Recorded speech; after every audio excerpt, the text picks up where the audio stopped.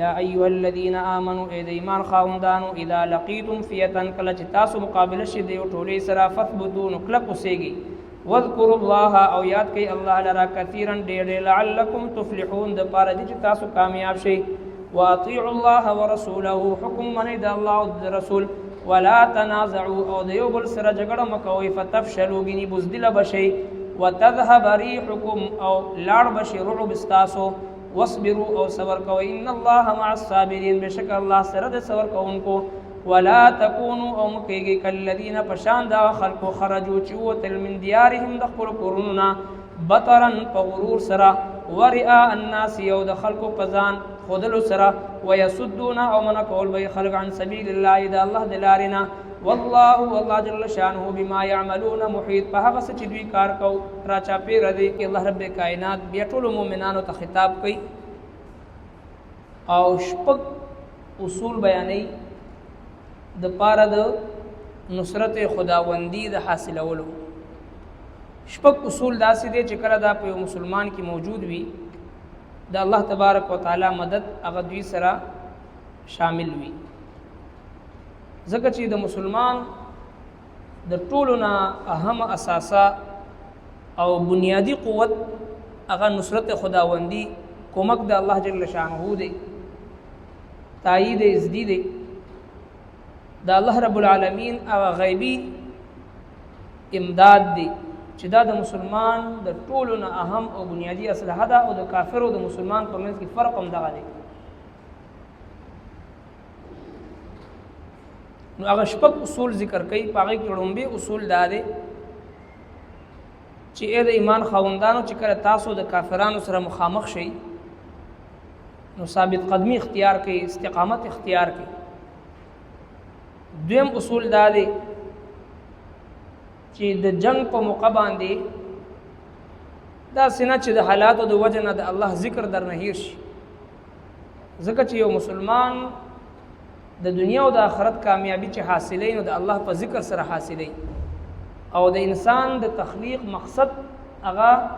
د الله جل شانه عبادت دی د الله ذکر دی د الله یاد دی فذكروني اذكركم تاسو ما یاد ساتئ زه به تاسو یاد ساتم نو لہذا د الله ذکر کثرت سره کوئ خصوصا د جنگ په موقع باندې تاسو ته د الله نصرت حاصلې نو تاسو به کامیاب شئ او دریم چې جنگ هم کوي نو صرف د خپل د جذباتو د اظهار د پاره نه او د خپل د خواهشاتو د انتقام د پاره نه د ځمکې د حاصلولو د پاره د مال غنیمت د حاصلولو د پاره نه بلکې جنگ هم د الله او د الله د رسول د اطاعت د پاره او داغه د اطاعت مطابق دا جنگ کوي نو دا عبادت دی دغه جهاد فی سبیل الله چې کوم تاسو کوي دي کې تاسو ذاتی جذبات او ذاتی مقاصد نه بلکې د الله او د الله د رسول اطاعت مسلمانانو ته قران کریم چې د جهاد اجازت ورکوي نو هغه مشروط دی په ډېر ښایسته او ښکلي انداز او چې کوم باندې مونږ او تاسو افواج هغوی په دې باندې عمل وکړو او د کافرانو هغه د اصلحې چې کوم ډیپو هغه هلاک کړی شو او د اسلحه د دشمن چې کوم د افواجو د فوجیانو د ستوګنیزو هغه حالات تباه کړی شو او دغه شانتي د هغوی هغه ایرپورټونه چې د هغې نه جهازونه راوچتېدل او په مسلمانانو باندې حملې کولې هغه تباه کړی شو دې ته د قرآن کریم دا هدایت دی چې صرف هغه ځای نه به ولي چې کوم د دشمن د قوت او د طاقت ذریعه وي او بل طرف ته چونکې د امریکې او د اسرائیل په ایما باندې دغه هندوان لګیاو هغوی ټول نه وړومبې حمله په مجموعات باندې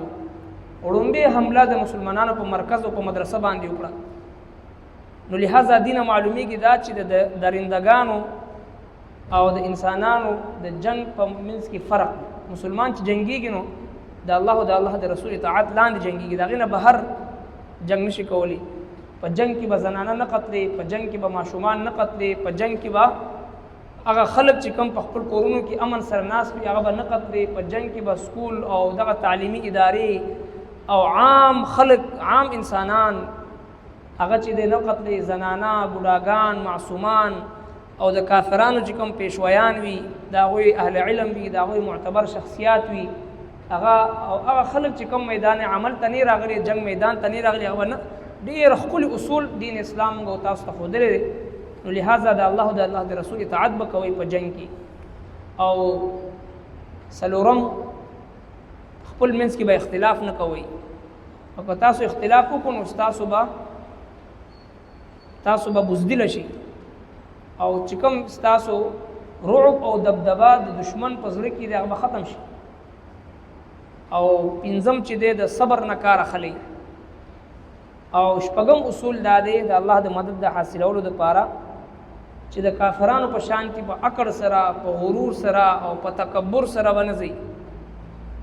عاجزۍ سره به ځئ نو که فتح او نصرت هم ملو شي کامیابی هم ملو شي بیا به هم تکبر او د غرور مظاهره به نه کوئ بلکې سجده شکر به ادا کوئ د الله جل شانه حمد و ثنا به بیانوئ د الله رب العالمین تعریف به بیانوئ صدقه خیرات به کوئ د کافرانو په شانتي هغه چې هغه به نه ساتئ نو فرمایي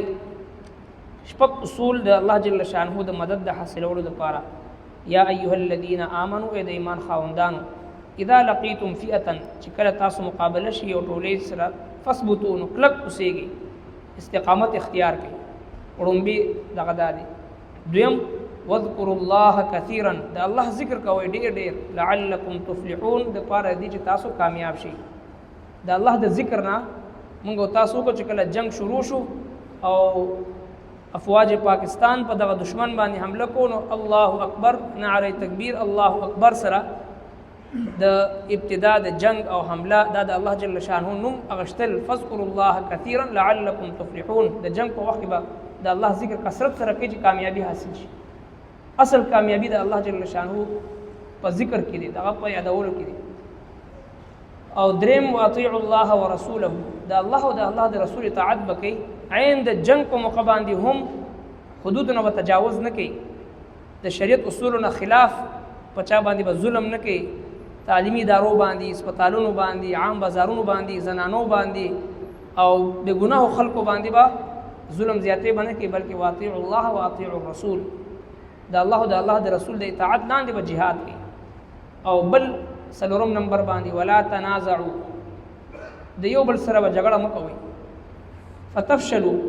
یعنی بزدله بشي وتذهب ريحكم او لاړ بشي رعب استاسو واصبروا او دغه شانتي صبر نه وکړه خلی دا پنځم دغه دی ځکه چې دا جنگ په حالاتو کې مختلف قسمه مراحل راځي خلاف طبع خلاف مزاج مختلف شیزونه مخ ته راځي خو واصبروا صبر نه وکړه خلی ولی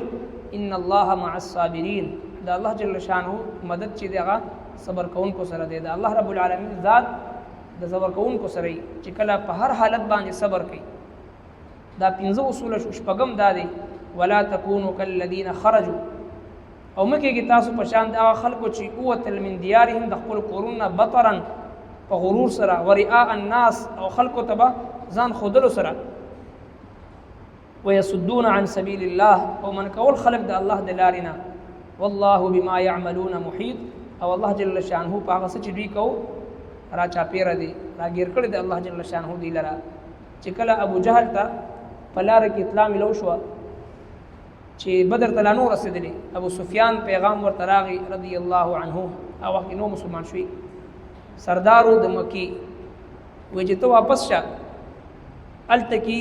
زمون قافله چې کوم تجارتي قافله وا هغه د خطرینه بچ شو اوته لہذا واپس راتو شو نو ابو جهل ډیر په فخر سره وای چې مونږ بزو د بدر وادي بدر چینی ته وزن رسو التبا درې ورځې د چینی وبس کو التبا قیام کو التبا شراب کباب کو التبا شپه ورځ او خان بالاله ټول قبایل تبا